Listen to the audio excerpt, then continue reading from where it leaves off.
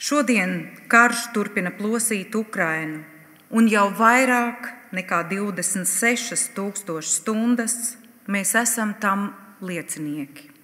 Neraugoties uz mūsu vienotību atbalstā, aizvien biežāk nākas dzirdēt, ka sabiedrība ir nogurusi no kara Ukrainā, bet mēs nedrīkstam nogurt.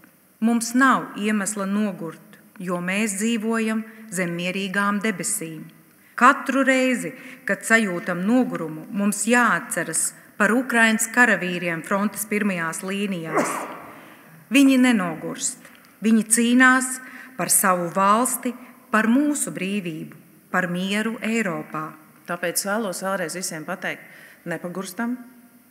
Katra krīze ir iespēja. Izmantosim šo kā iespēju, kurā mēs parādām, ka mūsu kopīgā vēsture mūs ir mācījusi. Tā palīdz veidot mums kopīgu nākotni, stiprāku nākotni. Iedomājieties, cik jaudīga būs Eiropa, kurā būs Ukraina.